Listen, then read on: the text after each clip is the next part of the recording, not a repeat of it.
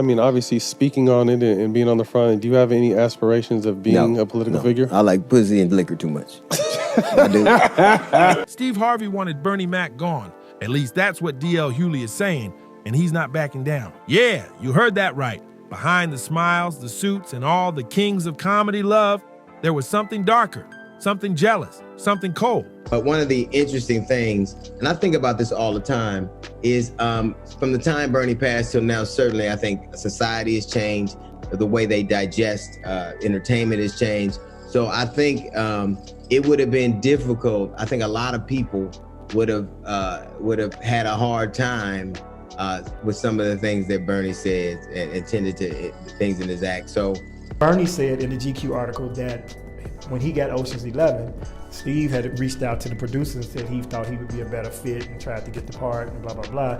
And that was some shit that, you just don't. Because according to DL, the brotherhood that built one of the greatest comedy movements in history wasn't really brotherhood at all. It was competition. It was ego. It was envy dressed up as love. Do you consider yourself a king of comedy? After Bernie left, them same three guys I'm telling you about, the kings, right? Because DL is the greatest. There's no DL slander gets tolerated. They came to me. I was supposed to be the fourth king. I got the offer, then what happened? But I turned it down. Why? Because you shit on Bernie, and I know the truth. You think I'm gonna let you shit on Bernie and then come get me? I'm the next king? Fuck you. Why? Because the whole time Bernie was here, you was acting like you was funnier than him. The reason you was supposed to go last is because it was your tour. Not it was gonna be called the Kings of Comedy, it was Steve's tour. These are the guys opening for him. That's why it was such a big deal. But you couldn't do it, because you can't beat the best. And until you humble yourself, you will forever be kinged by the king. You stop it. That man was funnier than all of y'all, and y'all thought y'all had one over on him. You thought he was black and ugly, and you were good looking, and he couldn't make it, because you did. And that ain't the way comedy works. The king is the funniest, period. And now, decades later, D.L. Hughley's peeling back the curtain. He's saying what people been whispering for years, that Steve Harvey, the man who made himself the face of the group, didn't just compete with Bernie Mac, he wanted him gone. That Steve and Bernie butted heads? Yeah. I mean, they were the kind of guys that they both alpha male. Steve was hot. We had the Steve Harvey show, so we had a national TV show. Bernie Mac was the hit comedian at the time, and then DL was hot. He had a TV. We did it. It was just me, Bernie, and Steve. Right. And Steve closed. One time we were playing the Kings of Comedy, and we were in Dallas, and I was we got suites, and I was in the bedroom, and I hear the door open, and I go, "Hey man, you in the wrong room." I said, "I'm sorry," and he said, "Oh man, I'm sorry," and he kept moving around. I'm like, "Who is that?"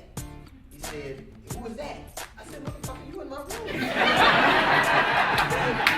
And this boy goes, "Who the fuck you talking to?" I grab a gun and I walk into the room, and Bernie has a gun standing. I'm like, and we both just start laughing at it. And I'm like, "Oh, you." So I think that was actually what. Let's get straight to it, to the public. The original Kings of Comedy looked like a dream team. 4 legends, Steve Harvey, Cedric the Entertainer, D.L. Hughley, and Bernie Mac on one stage. 4 powerhouse comedians, feeding off each other's energy, selling out arenas, making history. But behind that laughter, something was off, because if you talk to people who were around back then, they'll tell you Bernie Mac wasn't like the others. He wasn't Hollywood. He wasn't political. He wasn't fake. He was raw, real, street, the kind of funny that didn't need approval from anybody. And that's exactly why some people say Steve Harvey couldn't stand it. Right before we went out on stage on the King tour, Bernie used to pat us all. Bernie was an athletic dude, so he used to pat us on the rear end like basketball players. You talk about being a witness to it. Let's go back to Kings of Comedy though real quick, because I was in Chicago on the Steve Harvey show when it was kind of the reunion special with you guys. About 4 or 5 years ago, yeah. And you guys talked about what it meant to be on that stage at that time, really putting a stake in the ground for what not just excellent comedians look like, but what also black excellence, right, could look like. Knowing that Bernie didn't get to, experience the reunion with you guys, how do y'all still keep in touch? Well, Steve and I talk all the time, and Sid and I talk, so we're very close and still keep in touch. Now, obviously, we miss Bernie. The story starts in the late 90s when the Kings of Comedy tour was exploding. Every show was sold out, every city packed. Black excellence on full display. 4 kings running the stage like royalty. But even kings get jealous. D.L. Hughley says the energy behind the scenes wasn't what fans thought. He said Steve was always trying to be the front man, the leader, the one the press talked to, the one who introduced the show, the one who took credit for the vision. Meanwhile, Bernie Mac, he was the people's champ. The crowd loved Bernie like no other. Every night he'd close the show and destroy it. Crowds would scream, cry, chant his name. Bernie, Bernie, Bernie. And according to DL, that's when Steve started to change. Because see, Steve Harvey is a man of pride. He's polished, confident, competitive. He's the type who needs to be seen as the boss. Initially, I was going to do it, and it kept my schedule. It just didn't work out, but I'm glad I didn't. I thought it got to be too messy, and I said it out loud. I think for a while, Club Shay Shay was like Wendy Williams with a weight set. Like, damn, this dude. I mean, it was messy. The reason that those people went on Club Shay Shay in his first iteration before it became successful, it's because we saw what he did, and the reason I was going to go on it is because we saw what Skip did to him. I said any number of things about the way Skip sunned him. Is that when he said, "Put your glasses back on"? Or something that was like that? so horrible to me that I think a lot of people were determined to help this black man be successful because of what had happened to him, and to kind of curate all that bull and have that place that they worked so hard for you to have, so you would have your own space, be just an amalgamation and curate all the bull that is happening in our community seemed insulting to me. Right. And we're talking about, man, some of the same people that rallied around him to make sure he was good. And on that stage, Bernie Mac was the boss. DL says there was tension from the jump. Steve wanted to run things a certain way. Clean, professional, calculated. Bernie was wild, free, and didn't care about Hollywood rules. And he didn't play politics. He didn't kiss up to anyone. And that kind of authenticity, it scares people who build their careers on control. So when Bernie started getting more love, when fans were chanting his name louder than Steve's, that's when Steve allegedly started making moves. DL says, Steve's the kind of dude who'll smile at you in public, but move you off the stage in private. Because, like, y'all would be together if it wasn't for me. Like, okay, bro. Like, nobody coming to see. Nobody coming to see. And the way he tells it, Steve didn't just want Bernie gone from the spotlight, he wanted him gone from the tour. Word is, during the height of the Kings of Comedy success, there were talks about contracts, pay splits, and who'd headline certain cities. And that's when things started to get ugly. DL says Bernie found out he was being undercut, that deals were being made behind closed doors without his input. Steve was reportedly positioning himself as the spokesperson for the tour, doing all the interviews, making all the press appearances, while Bernie, the one closing the shows, was left out of the spotlight. And Bernie, he wasn't the type to keep quiet. He called it out, loud. He told people, they don't want me here, but the people do. And that's when the distance between him and Steve became real. DL said he saw it firsthand. Bernie sitting in the dressing room, quiet, frustrated, feeling like an outsider in his own success. And while Cedric tried to play peacemaker, DL says Steve didn't care. He had his eye on Hollywood, on TV, talk shows, radio. Bernie was still about the stage. Different goals, different energy, different morals. And when egos clash at the top, something always breaks. Let's talk about what happened next. After the Kings of Comedy movie dropped in 2000, Bernie Mac blew up even more. His set in that film, legendary. I Ain't Scared of You, Mother, became part of comedy history. He became a star not just in stand-up, but in TV and film.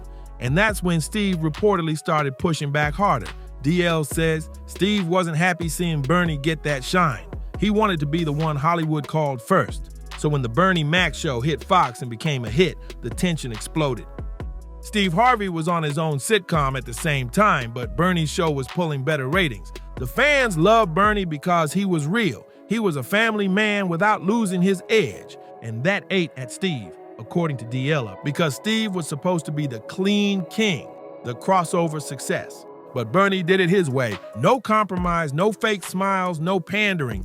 There's a story that DL Hughley told that really sets the tone. He said during one of their shows, Steve tried to have Bernie's mic cut shorter because he was going too long. Said it was throwing off the flow of the tour.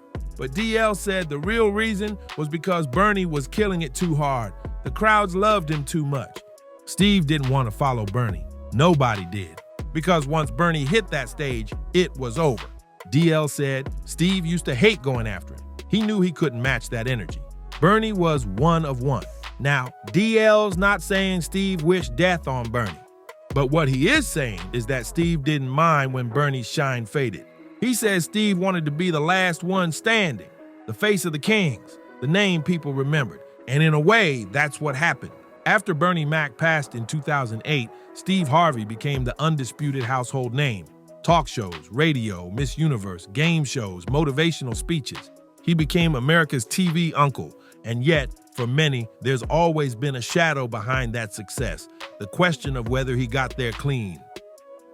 Years later, DL Hughley broke his silence. In an interview, he said, Bernie was the realest one out of all of us.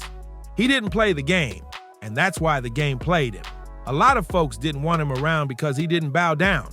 And when asked directly if he thought Steve was jealous of Bernie, DL paused and then said, let's just say Steve wanted to be the only king. That line right there, it set the internet on fire because it confirmed what fans had suspected for years, that there was tension, ego, and backdoor politics among the kings of comedy. Now, to be fair, Steve Harvey's denied all that. He said publicly that he loved Bernie Mac like a brother, that they never had beef, and that people are just trying to stir drama. He even cried in interviews talking about Bernie's death, but people who knew both men say the energy didn't lie.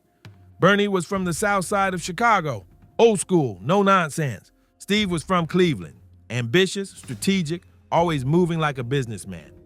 Two different codes, two different worlds, and sometimes when realness meets ambition, it turns into friction.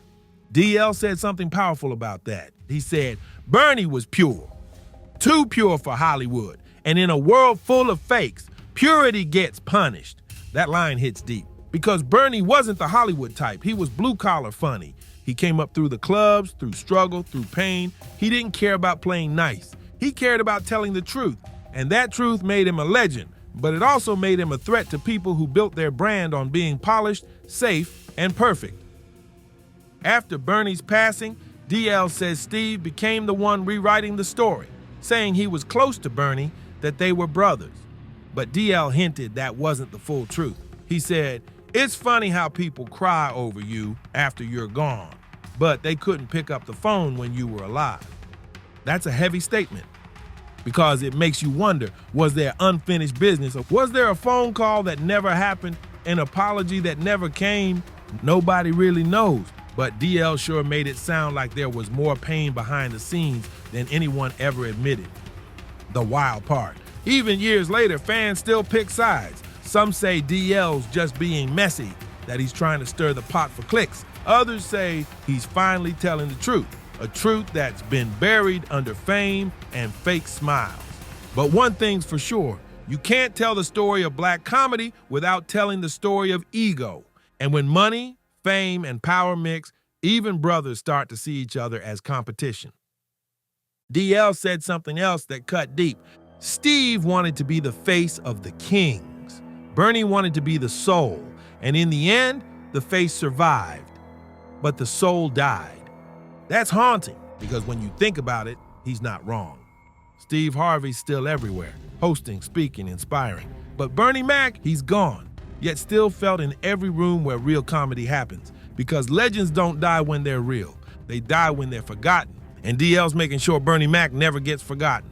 In the end, this ain't just about Steve Harvey or DL Hughley. It's about what happens when friendship meets fame, when loyalty gets tested by ego, when love turns into silence. DL said, we were brothers, but sometimes brothers fight, and sometimes you lose the one who never deserved the pain.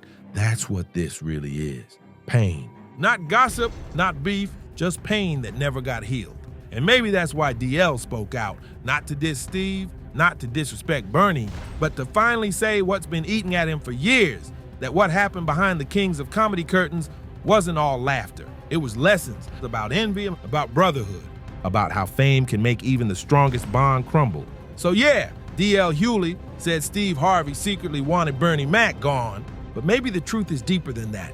Maybe Steve didn't want Bernie gone from the world, he just wanted him out of the spotlight. Maybe he couldn't handle being next to a man who didn't need approval to shine, because in Hollywood, authenticity is dangerous, and Bernie Mac was too authentic for the game, and that's what made him immortal.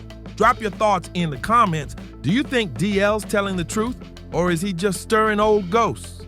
Whatever side you're on, one thing's clear.